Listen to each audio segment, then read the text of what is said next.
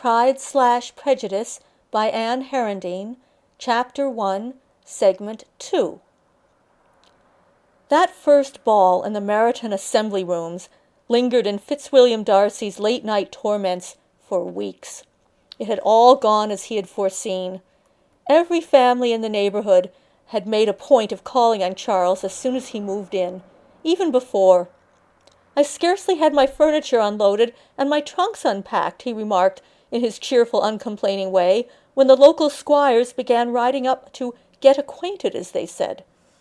The ball reflected the fruits of their labor, all the gentry for miles around attending, and worse, all the dreary, middling sort of people, the attorneys and the merchants, anyone who had acquired sufficient capital to retire from business or buy a tiny plot of land, and could now call himself a gentleman. That in itself was bad enough, but naturally they all had families, and for some reason their progeny ran to daughters. At least that's how it looked to Fitz. "My goodness," Caroline Bingley said, gliding up to take his arm. "It's like a scene from some disreputable opera." For once Fitz was in agreement, and grateful for her protection. He could only be thankful that he had had the good sense to stay in town until the previous evening, and had not had a chance to be introduced to anyone. He could therefore claim to be unable to ask any of this enormous local harem to dance. Charles was already dangerously entangled with a plump, glowing girl, all smiles and lush curves, just the sort that would be considered the beauty of this benighted backwater. In London, of course, she'd be dismissed as a country milkmaid, but Charles conversed so spiritedly with her during the dance, and was on the verge of claiming her for an ill-advised second set, that Fitz attempted to intervene. "Quite a prize, eh?" A vacuous old tradesman, who had been elevated to the rank of knight, took hold of Fitz's arm as he stepped forward to put a word in Charles's ear. "I beg your pardon," Fitz said, lowering his eyelids with disdain at the man's coarse red face. "Miss Bennet," Sir William Lucas said, "our own native rose, you know. It seems your friend hasn't wasted any time. We may see some interesting developments soon, eh, what?"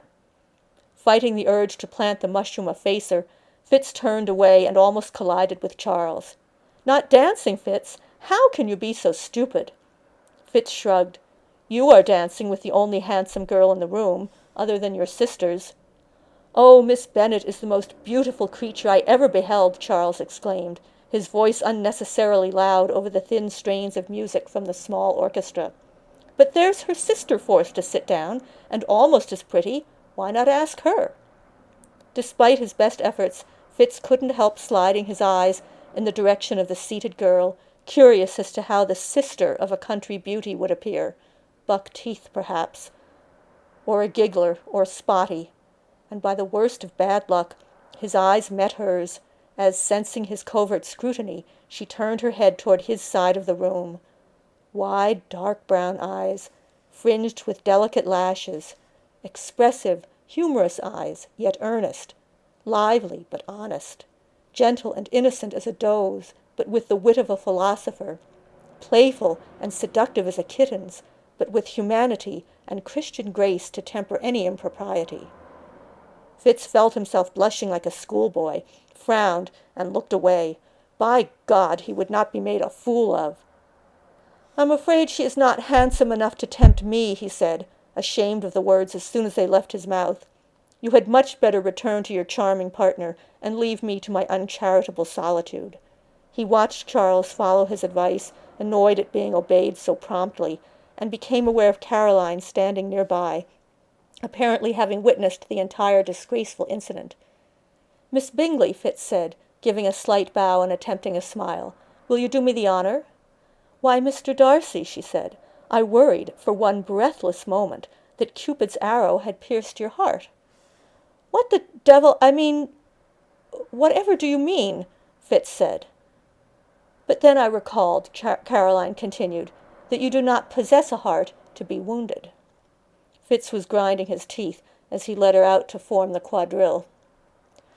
That night was pure torture, and only the fact that mortals rarely possess the gift of foresight, and Fitz could not, thankfully, anticipate that worse was to follow, allowed him to bear his trials with gentlemanly composure. "Wasn't it splendid?" Charles said, standing so temptingly naked at the center of the bedroom, arms outflung in rapture, twirling slowly, and tilting his head up to stare for some reason at the ceiling. "Very nice," Fitz said. "Nice," Charles repeated. "Nice. That is the most mewling, pathetic, inadequate word in the English language. The ball shall be anything you say except nice." "Very well," Fitz said. "It was not nice in the least. It was horrid. It was hot, crowded, dreary, noisy, and noisome." "You mean it stank?" Charles was diverted. "Now you're teasing. Explain yourself." Fitz stretched his long limbs on the bed, artfully displaying the beginning of tumescence over the curve of a muscular thigh. "Come here, you provoking creature, and I'll explain at length." Charles let his arms fall to his sides, and his mouth drooped. He was not hard, a disturbing and unwelcome development. "You know, Fitz, I've been wondering if we're getting too old for this." Something pierced Fitz's heart, and it wasn't Cupid's arrow. He willed himself into control. "What do you mean, my dear?" he asked. "Surely I don't have to recite your lessons back to you," Charles said. "This, us, all that Achilles and Patroclus, Damon and Pythias stuff you talk about." "Pythias," Fitz corrected. "What is it, Charles? Do you doubt my feelings for you?" "No, never," Charles said. "But, Fitz, you always called it a youthful love." He paused, looking down at himself, as if the question had arisen within his body, in his chest covered with silky hair, or his slim waist with its trail of that same dark hair leading to the dense thatch at his crotch. When he spoke again, his words tumbled out in a nervous rush. "That beautiful girl tonight, Miss Bennet, she made me think that maybe it's time for me to put aside childish things." Fitz took several breaths and counted to 10, then to 20 and backward to 1. "I see," he said, when he had his voice so modulated that his desire to commit brutal murder did not leak through. "A scheming, mercenary female, who from the look of her is on the cusp of becoming an old maid, finds that Providence has dropped a handsome, unattached young man with a considerable fortune into her sphere. Even before her first dance with this savior is finished, she has so poisoned her innocent victim's mind with thoughts of matrimony that he—" "Stop it!" Charles shouted. "Just stop it! It's not amusing in the least." He strode to the door, yanked it open with such force that he almost struck himself in the face, remembered he was naked, and slammed it shut again. "Just let me find my dressing-gown, and I'll leave you to your poisonous thoughts." Fitz had already risen to the occasion. He wrapped Charles in a strong embrace, pressing what was left of his by now dwindling erection against his friend's equally flaccid member. "My dear," he whispered, "my dearest, sweet man, forgive me. I think only of you, of your welfare. You know I never wish to hurt you." Charles tried to free himself, but was no match for Fitz's strength. "Let me go, Darcy," he said. His voice was icy, as Fitz had never heard it. Fitz released Charles and stepped back as one does instinctively from attack. "Please, Charles," he said, "let's not quarrel over this." "It's too late," Charles said. "We already have, haven't we?" "Not if we don't allow a trivial exchange to enlarge into a disagreement," Fitz said. "Whatever I said was meant in kindness to you, and I humbly and deeply apologize for any unintended affront to your beautiful Miss Bennet."